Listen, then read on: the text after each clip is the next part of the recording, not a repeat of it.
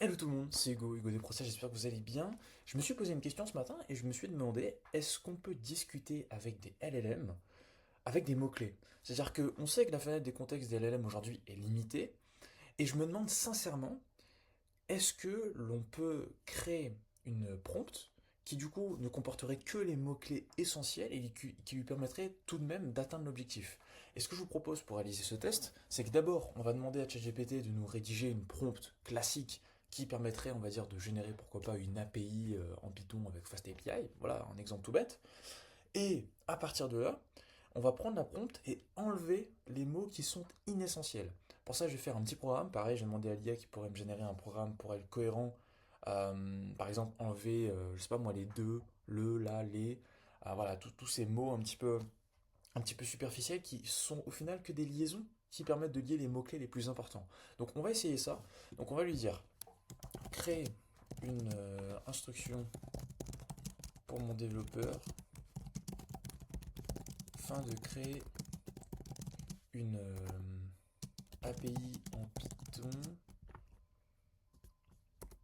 soit clair et concis.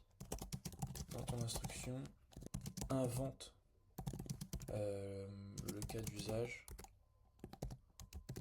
de ce dernier. Donc là, on va prendre O3 pour voir un petit peu qu'est-ce que ça donne. Ok, donc comme on le voit, pardon, il nous a donné un résultat. Ok, ça reste intéressant et on va juste le prendre, vraiment juste le prendre comme ça. Et on va aller voir un autre chat. Donc on va aller voir par exemple, voilà, un nouveau chat ici.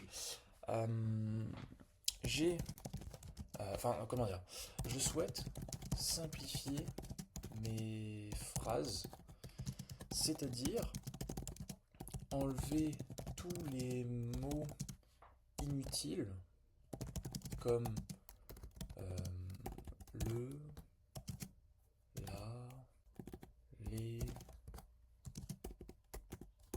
de, etc. qui ne sont pas essentiels à la valeur qui doit être réellement. Pour cela, je vais créer un programme, enfin je veux créer un programme Python simple qui va détecter ces patterns dans un texte en input et fournir un nouvel output. En attendant, le temps qu'il crée le petit programme Python, hop, on va créer un nouveau dossier ici. Donc, test Python euh, keyword. On va ouvrir ça, notre petit curseur.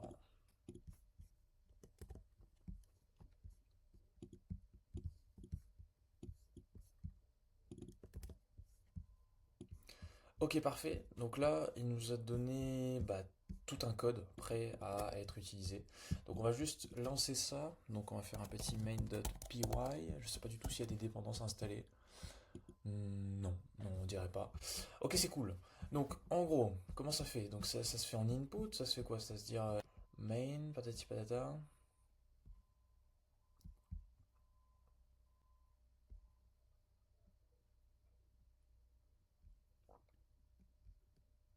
Bon, franchement, on va même pas s'embêter. On va pas s'embêter. On va juste faire. Alors attends. Simplifier un texte en supprimant.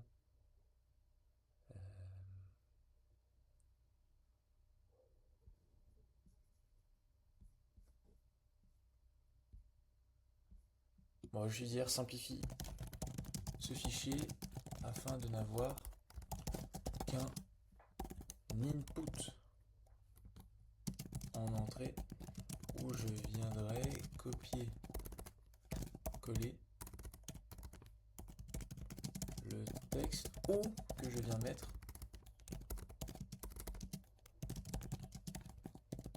le chemin vers un fichier. Bon, pour ça, je vais juste prendre du GPT-4 au mini hein, parce que ça reste quand même facile, si je puis dire. Donc, on va laisser modifier ça. Bon, sinon, en fait, il avait déjà tout préparé, donc je vais juste pas m'embêter. On va prendre ça, hop, et on va tout simplement lancer le programme. Donc, on va faire un petit hop, comme ceci. Python, donc moi, c'est le 3. Ici, on est sur du main.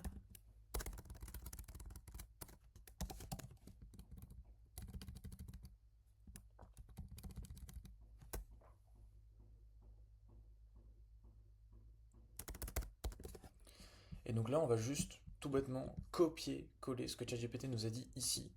Donc pour faire deux choses. Donc déjà la première chose, c'est qu'on va aller copier-coller ça et donc découvrir, si je puis dire, la nouvelle prompt. Hop. Ah, alors qu'est-ce qui s'est passé exactement? Livrable attendu, dépôt git, patati patata, donc no, no common pip, erreur, connect Docker. Bah qu'est-ce qu'il raconte Docker? On s'en fiche de Docker.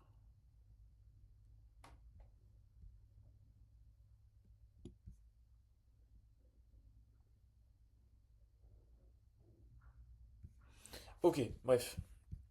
Donc on va juste prendre ça, et ça c'est la nouvelle prompt. Donc maintenant on va juste faire un nouveau fichier comme ça. Enfin d'abord on va faire un dossier, on va faire project 1, ici project 2,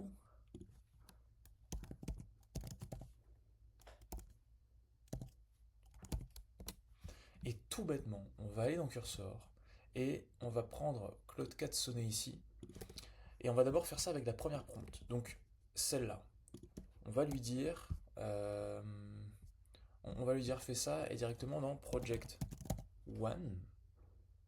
Alors ok il l'a pas, hop, c'est pas très grave. Fais-le dans.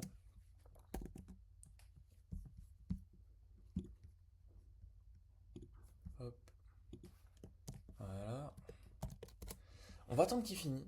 Et dans la foulée, on va faire ensuite pour le Project 2. Ou carrément, je vais essayer. Ouais, non, non, sinon ça risque de biaiser le test. Non, mais c'est pas très grave. De toute façon, on va juste le laisser tourner. Et dès qu'il a fini, on va tenter un. On va copier, coller ça. Et voir un petit peu ce que ça donne. Et donc très rapidement, déjà, je vous propose que l'on regarde de combien de pourcents on a réduit en fait la taille. Donc déjà pour voir un petit peu combien on a réussi à compresser, si je puis dire. Donc on va aller faire un token, comment on pourrait appeler ça? Toketer. Je sais pas si c'est clair, mais bon, vas-y. Voilà, token counter.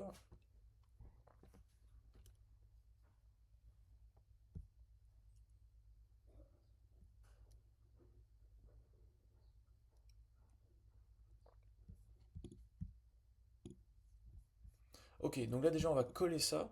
Donc ça c'est la prompt qui est concise. Donc ça c'est la prompt concise.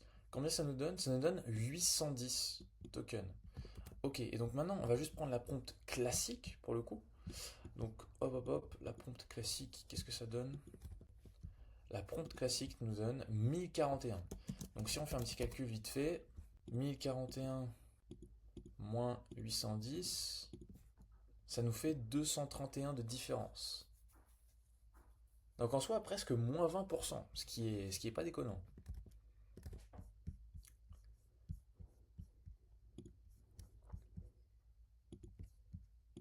Bref, je l'ai arrêté parce que là il commence à partir un petit peu en steak, si je puis dire. Non, parce qu'en vrai, il y a eu quelques problèmes, notamment au niveau de. Enfin, en fait, c'est des trucs bateaux, genre les imports, les librairies un peu mal installées, tout ça. Bon, c'est assez simple à débugger, je vous avoue. Mais là, bon, on va pas perdre encore des prompts et du temps et de l'argent pour ça. Mais dans l'ensemble, déjà, avec une prompt complexe, on va voir ce qu'il nous a pondu. Donc, déjà, il nous a sorti plein de fichiers, vraiment. Je comprends pas pourquoi l'IA fait autant de trucs inutiles. Enfin bon, passons. Donc là, il nous a donné ça, workflow, patati patata, alambic, version, bon, il y a vraiment plein de conneries, hein. Après, dans app, donc on a tout ça, routeur. De toute façon, on va pas s'amuser à tout regarder non plus.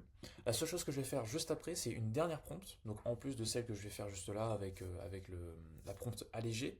Mais en gros, de lui dire, vas-y, compare les deux fichiers et quelles sont les différences majeures. Et si on nous dit qu'il n'y a aucune différence majeure, dans ce cas, on peut confirmer que discuter avec des mots-clés, c'est plus efficace que juste de faire des phrases. Bref, donc voyons voir ça. Donc voilà, on va même pas lire, on va pas s'embêter, on va rien faire. On va aller là et on va lui donner ceci. Ah non, c'est pas ça qu'il faut donner. C'est plutôt Hop, ça. Voilà. Donc là, on lui a tout donné. Vraiment, je ne touche à rien. Je le laisse faire. J'ai juste ajouté project ici to. Hop, ok, bon, il ne le détecte pas, évidemment. Je vais faire comme l'autre. Réalise cela dans tac, project to. Copie relative pass.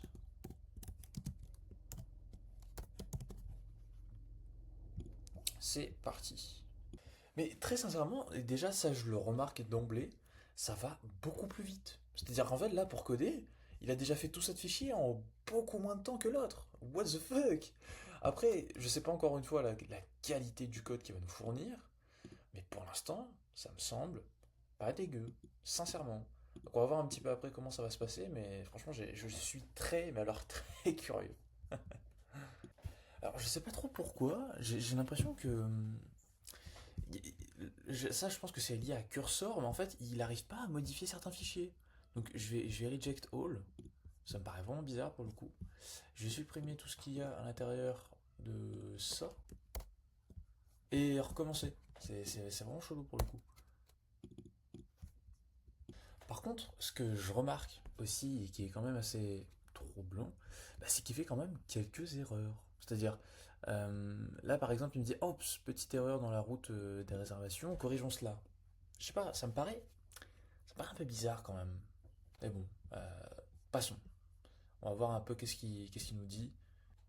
Mais ce qui est très marrant aussi, c'est qu'en fait, il tombe sur les mêmes erreurs. Donc c'est-à-dire que tout à l'heure, là, il s'était trompé sur un nom dans le requirements, et ben il a refait la même erreur. C'est assez marrant quand même. Bon, pareil, sincèrement, je vais arrêter là, à niveau des bugages. De toute façon, 95% du temps, les petites erreurs qu'il y a là, techniquement, si je veux, je peux les corriger.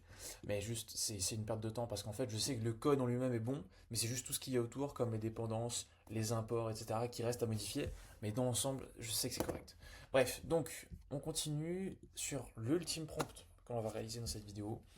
On va lui dire analyse le arrobas project1 et arrobas project2 et donne-moi toutes les différences par ordre de priorité slash gravité slash énorme. Euh, dans un tableau clair, net, précis et concis, rend un verdict binaire sur le meilleur code selon toi. Ok. Bref, donc là, maintenant, si on regarde nous, qu'est-ce que ça donne? Déjà, là, en termes de fichiers, on a le venv qui est là, on a le GitHub, le Alembic, app, script, test. Déjà, ce sont exactement les mêmes dossiers. Ensuite, en termes de fichiers, on a un .env, un Alembic, Docker, Makerfile, etc. Et bien ici, on a un .env en plus. On a un Gitignore en plus. On a... Et après, on a tout le reste. On a tout le reste. Et évidemment, ici, requirements-simple et requirements-light parce qu'ils ont fait la même bêtise, si je puis dire. Ensuite, dans les dossiers en tant que tels, notamment dans app, qu'est-ce que l'on a? Donc dans app, ici, on a les routeurs. Ici aussi, on a les routeurs. Ensuite, on a donc outs config root database main model truc. Ici, on a outs config database main model schéma service. Donc déjà là, c'est un peu plus poussé. C'est un petit peu plus poussé. Après, bon, concrètement, qu'est-ce qu'on a en plus ou en moins? Après, ça reste très très similaire, hein. Très sincèrement, ça reste hyper hyper similaire. Pour moi, c'est le même code. Il y a vraiment deux trois fichiers qui changent, mais dans l'ensemble, c'est exactement la même chose. Donc ensuite, en script, on a test setup ici. Par contre, on n'a pas voilà seed data. Je sais pas c'est quoi la différence. Script ou seed de database with initial test data. Et ici, initdb. Ok, ouais, donc c'est à peu près la même chose. Et le test setup, ça vérifie si tout est bien installé. Ah, il nous l'a fait. Oh my god. Analysons ça. Alors, basé. Alors, attends, hop, hop, hop. On va rien avec ça. Basé sur mon analyse approfondie des deux projets, voici le tableau comparatif complet par ordre de priorité. Documentation, README vide. Project One, README complet. Bon, écoute, ok. Critique, adoption, maintenance. Donc déjà, le projet 2 a réussi à compléter le README. 1, déjà. Donc pour rappel, projet 2, c'est prompt raccourci. Projet 1, c'est prompt entier. Ensuite, modèle de données, modèle basique, modèle enrichi avec statut. Là déjà, on a une différence. Après, gestion des erreurs. Aucune gestion centralisée. Waouh, ah oui quand même. Exception, handler globaux avec logging. Waouh. Pas de Docker Compose complet. Je vais casser des trucs.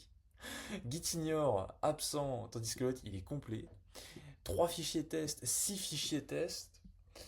Commande basique, marque file enrichi avec description et workflow dev complet.